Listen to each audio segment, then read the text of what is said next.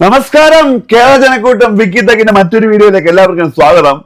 Sound ഒക്കെ പോയി. ഞാൻ ഇന്ത്യയുടെ അങ്ങേ അറ്റത്ത് ഡൽഹിയിലാണ്. ഞാൻ ഒറ്റയ്ക്കാണ് ഈ ഒരു ട്രിപ്പിന് വന്നത്.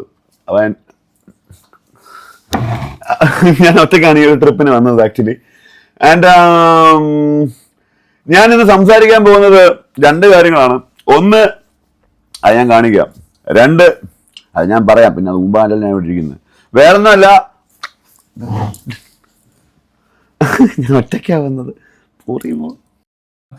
ഇത്രയും പേരുടെ മരണത്തിനിടയാക്കിയ വിമാനം എങ്ങനെയാണ് അപകടത്തിൽപ്പെട്ടത് എന്നുള്ള ചർച്ചയാണ് ഇപ്പോൾ സജീവമായി നടന്നുകൊണ്ടിരിക്കുന്നത്. ഇത് സംബന്ധിച്ച് നിഗമനങ്ങൾ ഏറെ പുറത്തു വന്നുകൊണ്ടിരിക്കുകയാണ്.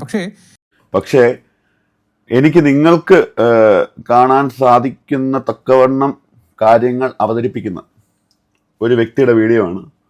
അതൊന്ന് കണ്ടു നോക്കുക. ഓക്കെ, ഇത് നിങ്ങൾക്ക് വേണമെങ്കിൽ കാണാൻ താല്പര്യം ഇല്ലാത്ത ആൾക്കാർക്ക് പോവാട്ടോ. ശാസ്ത്രീയ പരിശോധന റിപ്പോർട്ട് ലഭിച്ചാൽ മാത്രമേ ഒരു നിഗമനത്തിലേക്ക് എത്താൻ സാധിക്കുകയുള്ളൂ എന്ന് അധികൃതർ വ്യക്തമാക്കുകയാണ്. നമുക്ക് പരിശോധിക്കാം എന്തൊക്കെയായിരിക്കാം ഇതിൻ്റെ കാരണങ്ങൾ.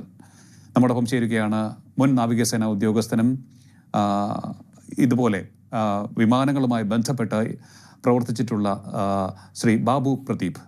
നമസ്കാരം സർ, ടോക്കിംഗ് പോയിന്റിലേക്ക് സ്വാഗതം. നമസ്കാരം. ഈ ഒരു ദുരന്തവുമായി ബന്ധപ്പെട്ടുള്ള വിഷയങ്ങളിലേക്ക് നമ്മൾ കടക്കുമ്പോൾ വളരെ വലിയ രീതിയിലുള്ള ചർച്ചയാണ് ഇപ്പോൾ നടക്കുന്നത്. അത് സ്വാഭാവികമാണ്. ഇത്രയും പേരുടെ മരണത്തിന് ഇടയാക്കിയിട്ടുണ്ട്. അങ്ങയുടെ എക്സ്പീരിയൻസ് നോക്കുകയാണെന്നുണ്ടെങ്കിൽ നേവൽ ഏവിയേഷനിൽ ഫ്ലൈറ്റ് സർവീസിംഗ് ഇൻസ്പെക്ടറായിരുന്നു അങ്ങ്. ഒപ്പം തന്നെ നേവൽ ഇൻസ്റ്റിറ്റ്യൂട്ട് ഓഫ് എയറോനോട്ടിക്കൽ ടെക്നോളജിയിൽ ഇൻസ്ട്രക്ടറായിരുന്നു. 15 വർഷം വിവിധ നേവൽ എയർക്രാഫ്റ്റുകളിൽ ടെക്നീഷ്യനായും സൂപ്പർവൈസറായും ഇൻസ്പെക്ടറായും ജോലി ചെയ്തിട്ടും ഉണ്ട്. അങ്ങയുടെ നിഗമനം വെച്ച് നോക്കുമ്പോൾ ഇപ്പോൾ വരുന്ന കാരണങ്ങളിൽ ഇത് ആദ്യം കേട്ടത് പക്ഷി ഇടിച്ചാകാം എന്ന്, പക്ഷേ അത് തള്ളിക്കളയുകയാണ്. കഴിഞ്ഞ ദിവസം അത് സംബന്ധിച്ചുള്ള കാര്യങ്ങൾ ക്ലിയർ ചെയ്തുകൊണ്ട് അധികാരികൾ പറഞ്ഞിട്ടുണ്ട് അതിനുള്ള സാധ്യതയില്ല എന്ന്. എന്തായിരിക്കാം എന്നുള്ള സംബന്ധിച്ചുള്ള ചർച്ചകളാണ് നടക്കുന്നത്. എന്താണ് തോന്നുന്നത്? ബേസിക്കലി ഇപ്പോൾ നേരത്തെ പറഞ്ഞ പോലെ തന്നെ ഈ പക്ഷി ഇടിച്ചതല്ല എന്നുള്ളത് നമുക്ക് ആദ്യം മുതലേ വ്യക്തമാണ്. കാരണം അതിൻ്റെ ഫുൾ ക്യാമറ വിഷ്വൽസ് അവൈലബിൾ ആണ്, വീഡിയോ വിഷ്വൽസ് അവൈലബിൾ ആണ്. ഈ പക്ഷി ഇടിക്കുകയാണെങ്കിൽ അതിൻ്റെ എഞ്ചിനിലോട്ട് ഫ്രണ്ടിലോട്ട് പക്ഷി കയറി വരികയാണെങ്കിൽ അത് കരിഞ്ഞ് അതിൻ്റെ അവശിഷ്ടങ്ങളും തീയും പുകയൊക്കെ പുറകിൽ കാണാൻ പറ്റും. ഇത് വളരെ ക്ലിയർ സ്കൈ ആണ്. നമുക്കൊരു ഒരിക്കൽ പോലും ഒരു ഡാർക്കായിട്ട് നമുക്ക് കാണുന്നില്ല. വിമാനം കെട്ടിടത്തിന് മുകളിലേക്ക് പതിച്ചതിന് ശേഷമാണ് മാത്രമാണ് തീയും പുകയും ഉണ്ടാകുന്നത്. അതുവരെ ഒരു സ്മോക്കും ഇല്ല. അപ്പൊ അത് തന്നെ ബേർഡ് ഹിറ്റ് അല്ല എന്നുള്ളത് ഉറപ്പാണ്, തീർച്ചയായിട്ടും. പിന്നെ പറഞ്ഞത് എഞ്ചിൻ ഫെയിലിയർ എന്നൊരു കാര്യം പറഞ്ഞു. എഞ്ചിൻ ഫെയിലിയർ ആണെങ്കിൽ 2 എഞ്ചിൻ ഒരു സമയത്ത് ഫെയിൽ ആവുക എന്ന് പറഞ്ഞാൽ വളരെ അപൂർവമായിട്ട്, അത് പോസിബിൾ അല്ല. It's not possible. കാരണം 2 എഞ്ചിനും പ്രവർത്തനക്ഷമമല്ല എന്നുള്ള റിപ്പോർട്ടുകൾ, അത് ഒട്ടും പോസിബിൾ അല്ല. കാരണം 2 എഞ്ചിൻ, ഒരു എഞ്ചിൻ പോലും പ്രവർത്തിക്കാതാവില്ല. ഇതിനൊക്കെ ഒരു ബില്യണിൽ ഒരു ചാൻസ് പോലും ഇല്ല. കാരണം നമ്മുടെയൊക്കെ സ്കൂട്ടർ അല്ലെങ്കിൽ കാർ ഇതൊക്കെ നമ്മൾ എത്ര വർഷങ്ങളായിട്ട് ഉപയോഗിക്കുന്നു. ഒരിക്കൽ എപ്പോഴെങ്കിലും ഇത് ഇടയ്ക്ക് വെച്ച് നിന്ന് പോയിട്ടുണ്ടോ? അങ്ങനെ നിൽക്കില്ല. അപ്പോൾ നമ്മുടെ ഇതിൻ്റെയൊക്കെ ഒരു 100 ഇരട്ടി പരീക്ഷണങ്ങളും പല പരിശോധനകളും നടന്നിട്ടുള്ള നിർമ്മിക്കുന്ന റോൾസ് റോയ്സിന്റെ എഞ്ചിനാണിത്. ഇതൊന്നും അങ്ങനെ ഫെയിൽ ആവുന്ന സംഭവമല്ല, അങ്ങനെ ഫെയിൽ ആവില്ല. പിന്നെ അതല്ല, ഒന്ന് ഫെയിൽ ആയാൽ തന്നെ മറ്റ് എഞ്ചിൻ ഇതിനെ ബാലൻസ് ചെയ്യാൻ പറ്റും. അത് മതി. ഒരു 1000 മുതൽ 1500 അടി വരെ ഉയരത്തിലോട്ട് ടേക്ക് ഓഫ് ചെയ്യിക്കാൻ ഒരു എഞ്ചിൻ മതി. അത്ര ഹൈറ്റിലെത്താൻ ഒരു എഞ്ചിൻ മതി. ഇവിടെ ഒരു 600 ആയപ്പോഴേക്കും അത് ലിഫ്റ്റ് ഇല്ല. പൈലറ്റിന്റെ അവസാനത്തെ മെസ്സേജ് നമുക്കറിയാം. അദ്ദേഹം പറഞ്ഞിട്ടുണ്ട്, mayday, no thrust, unable to lift പറയുന്നുണ്ട്. നോ പവർ, ലൂസിംഗ് പവർ എന്ന് പറയുന്നത്. ഇതാണ് അദ്ദേഹത്തിന്റെ അവസാനത്തെ മെസ്സേജ്. അതിൽ നമുക്കൊരു കാര്യം മനസ്സിലാക്കാം. എഞ്ചിന് പവർ ഇല്ല, എഞ്ചിന്റെ പവർ നഷ്ടപ്പെടുന്നു. അതാണ് ഇതിന്റെ പ്രാഥമികമായിട്ടുള്ള കാര്യം. എന്തുകൊണ്ട് എഞ്ചിന് പവർ ഇല്ലാതാവുന്നു? അതെ, ഒന്നുകിൽ അതിന്റെ ഫ്യൂൽ സപ്ലൈയിൽ വന്നിട്ടുള്ള പ്രശ്നമായിരിക്കാം. ഫ്യൂൽ ഒരു പക്ഷേ അതിലോട്ട് എത്തുന്നതിൽ എന്തെങ്കിലും തടസ്സം വന്നിരിക്കാം. അതിനൊക്കെ പലരും പറഞ്ഞു ആ ഫ്യൂൽ മോശം ഫ്യൂലാണോ, അത് ഫ്യൂലിങ്ങിൽ കരട് വല്ലതും കുടുങ്ങിയിട്ടുണ്ടോ. പക്ഷെ അതിനൊക്കെ പോസിബിലിറ്റി വളരെ കുറവാണ്. കാരണം മൾട്ടിപ്പിൾ സ്റ്റേജസ് ഓഫ് ഫിൽറ്ററിംഗ് ഉണ്ട് ഇതിനകത്ത്. ഇത് എഞ്ചിനിലോട്ട് ഇഞ്ചെക്ട് ചെയ്യുന്നതിന് മുമ്പ് പല സ്റ്റേജിലുള്ള ഫിൽറ്റർ ഉണ്ട്. ഇതൊക്കെ അതിനെ ഫിൽറ്റർ ചെയ്ത് മാറ്റും. അപ്പോൾ അതൊന്നല്ല പ്രശ്നം. പിന്നെ എന്തുകൊണ്ട് ഇതിന്റെ പവർ കുറഞ്ഞു എന്നുള്ളതാണ്. ഇനി ഇലക്ട്രിക്കൽ ഫെയിലിയർ ആവാം. ഇലക്ട്രിക്കൽ ഫെയിലിയർ നല്ലൊരു ചാൻസ് ആണ്. ഇത്ര ഉപകരണങ്ങൾ പ്രവർത്തിക്കുന്നതിന് ഇലക്ട്രിക്കൽ ഫെയിലിയർ ഉണ്ട്. അതെ, അത് ഈ രക്ഷപ്പെട്ട ആൾ പറഞ്ഞിട്ട് അതിനകത്ത് ശബ്ദം കേട്ടു, ലൈറ്റ് പോയി, പലപ്പോഴും ലൈറ്റ് ഇങ്ങനെ വന്നിട്ടും പോയിട്ട് വരുന്നു എന്ന് പറയുന്നു. അതുകൂടാതെ ഈ റാറ്റ് എന്ന് പറയുന്ന ഒരു സാധനമുണ്ട് ഈ പ്ലെയിനിന്റെ അടിയിൽ. റാം എയർ ടർബൈൻ എന്നാണ് അതിന്റെ full form. Ram air turbine. അത് ബേസിക്കലി ഒരു ജനറേറ്റർ ആണ്, ഒരു സിമ്പിൾ ജനറേറ്റർ ആണ്. അത് ഇലക്ട്രിക്കൽ ഫെയിലിയർ വരുമ്പോൾ ഇത് തൽക്കാലം പൈലറ്റ് ഇരിക്കുന്ന കോക്പിറ്റിന്റെ അടിയിൽ, വിമാനത്തിന്റെ അടിവശത്താണ് ഈ സാധനം. ഇതിങ്ങനെ മടങ്ങി നിവർന്ന് വരും. അകത്തോട്ട് മടങ്ങിയാണ് ഇരിക്കുക. അതിങ്ങനെ നിവർന്ന് തനിയെ ഓട്ടോമാറ്റിക് ആയിട്ട് ഓപ്പൺ ആയി വരും. അതിന്റെ ഫ്രണ്ടിൽ ഒരു ഫാൻ ഉണ്ട്. അപ്പോൾ എയർക്രാഫ്റ്റിന്റെ സ്പീഡ് അനുസരിച്ച് ഈ ഫാൻ കറങ്ങും. ഈ കറങ്ങുന്ന ഫാൻ അനുസരിച്ച് അതിന് വൈദ്യുതി ഉൽപ്പാദിപ്പിക്കുള്ളൂ. ആ സ്പീഡ് കൊണ്ട് ഉൽപ്പാദിപ്പിക്കുന്ന വൈദ്യുതി കൊണ്ട് ബേസിക് ആയിട്ടുള്ള കുറേ കാര്യങ്ങളൊക്കെ നടത്താം. അപ്പോൾ പവർ ഫെയിലിയർ ഉണ്ടെങ്കിൽ മാത്രമേ ഈ സാധനം ഓട്ടോമാറ്റിക്കലി പുറത്ത് വരുള്ളൂ.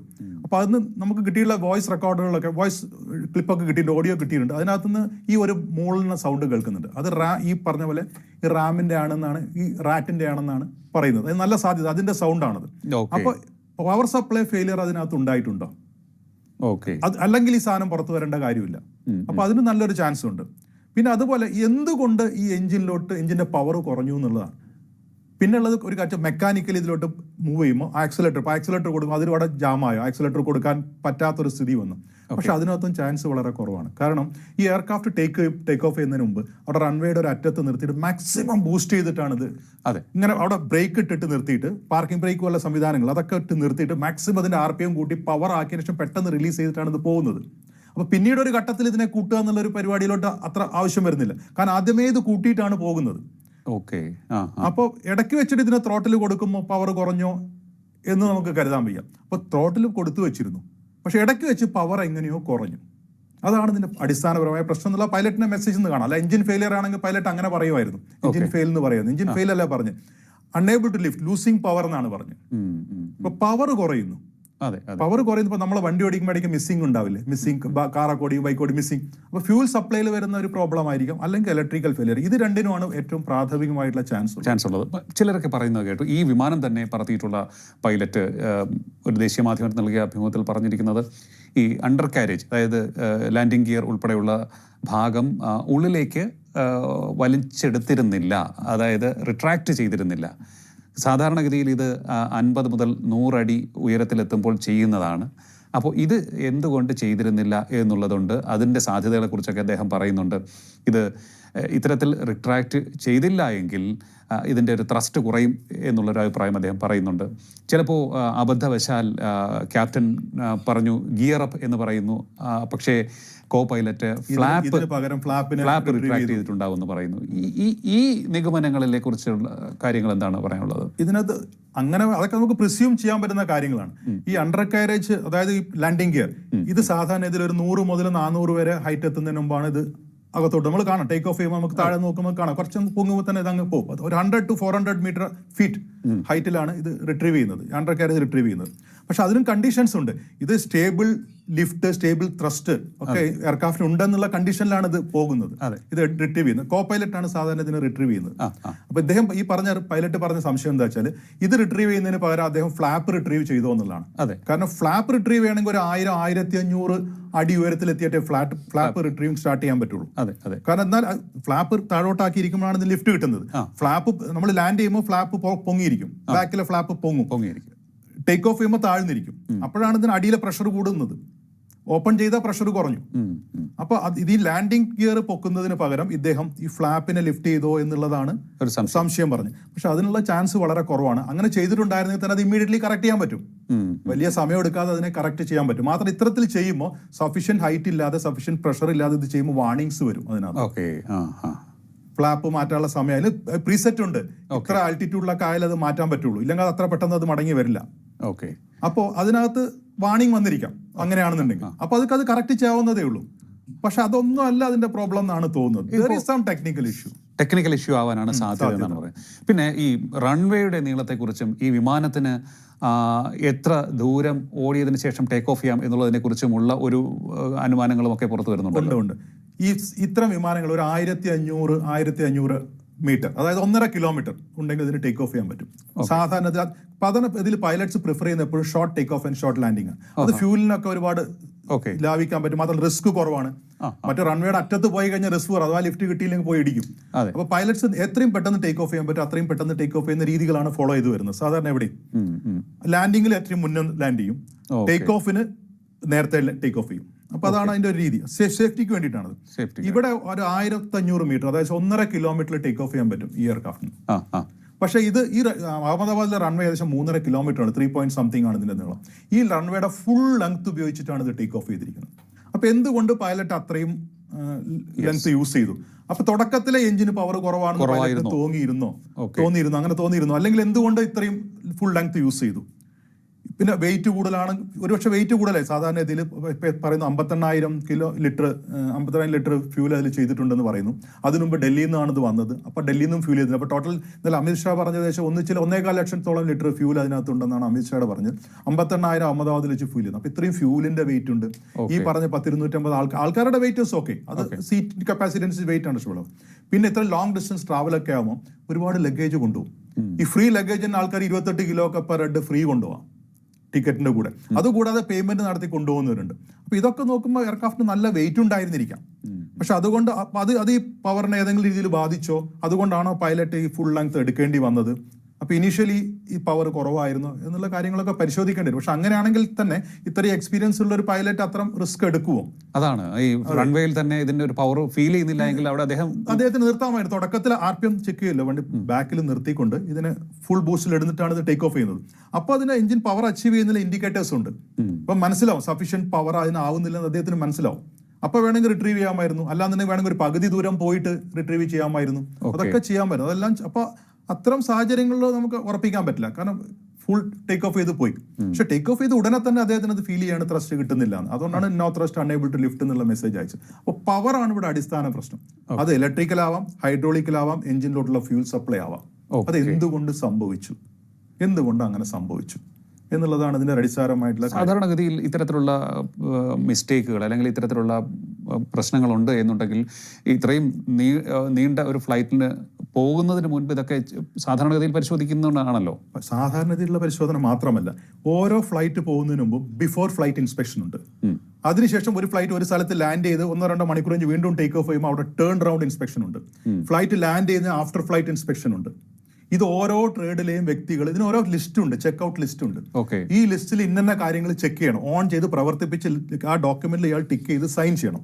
അതിനുശേഷം സൂപ്പർവൈസർ ഉണ്ട്. സൂപ്പർവൈസർ വിൽ ചെക്ക് ദിസ്, ഇതൊക്കെ വർക്ക് ചെയ്യുന്നുണ്ടോ, പ്രോപ്പർ ആണെന്ന്, ഇതെല്ലാം ചെയ്തിട്ടുണ്ടെന്ന്. സൂപ്പർവൈസർ ചെയ്തതിനു ശേഷം ഫ്ലൈറ്റ് സർവീസിംഗ് ഇൻസ്പെക്ടർ ഉണ്ട്, അദ്ദേഹം ചെയ്യും. ഇവർ 3 പേരുടെയും സ്റ്റേജ് കഴിഞ്ഞതിന് ശേഷമാണ് പൈലറ്റ് ഇതെല്ലാം ഓക്കെ ആണോ എന്ന് ചോദിച്ചിട്ട് നോക്കിയിട്ടാണ് ഫ്ലൈറ്റ് അക്സെപ്റ്റ് ചെയ്യുന്നത്. അപ്പൊ ഇതെല്ലാം റെക്കോർഡിക്കലാണ്. ഓരോ ടെസ്റ്റും, അല്ലാതെ ചില കാര്യങ്ങൾ മറന്നുപോയി എന്ന് പറയാൻ പറ്റില്ല. ആൾറെഡി ചെക്ക് ലിസ്റ്റ് ഉണ്ട്, അത് നോക്കി ടിക്ക്, ഈ ചെക്ക് ലിസ്റ്റും കൊണ്ടാണ് ക്രൂ പോകുന്നത്. അതിൽ ടിക്ക് ചെയ്യണം, അതിൽ സൈൻ ചെയ്യണം, സർട്ടിഫിക്കേഷൻ ഉണ്ട്. അപ്പൊ ഇതെല്ലാം പ്രോപ്പർ ഇതുണ്ട്.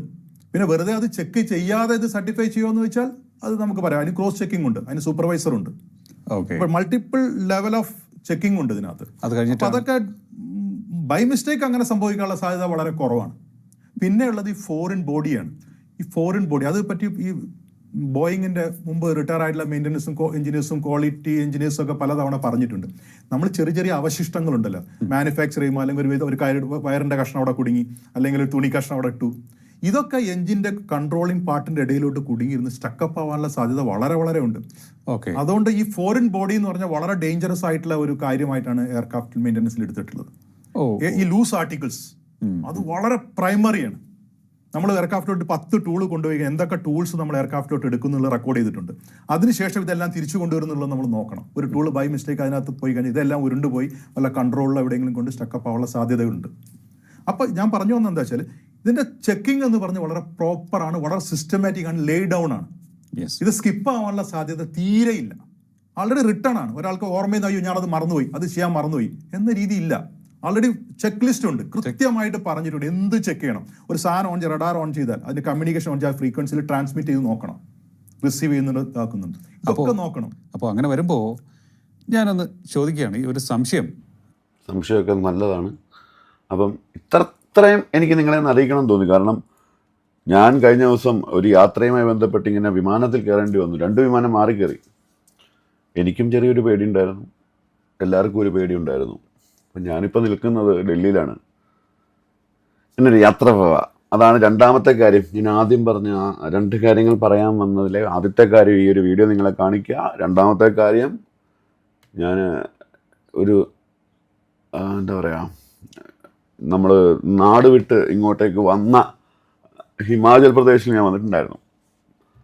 അന്ന് അവിടെ ഉണ്ടായിരുന്ന കുറച്ച് ആൾക്കാരുമായിട്ട് കുറച്ച് കമ്മിറ്റ്മെൻറ്റും കാര്യങ്ങളും ഉണ്ടായിരുന്നു. അതുമായി ബന്ധപ്പെട്ട് തിരിച്ച് വീണ്ടും ഹിമാചലിലോട്ട് വന്നിരിക്കുകയാണ്. ഇപ്പോൾ ഡൽഹിയിലാണ്. ഞാൻ ഷോർട്സ് വീഡിയോയിൽ ഈ യാത്രയെക്കുറിച്ചുള്ള വീഡിയോസൊക്കെ ഇടും. താങ്ക് യു സോ മച്ച് സ്കാലാനക്കോട്ടം ഫറേത്താക്ക്.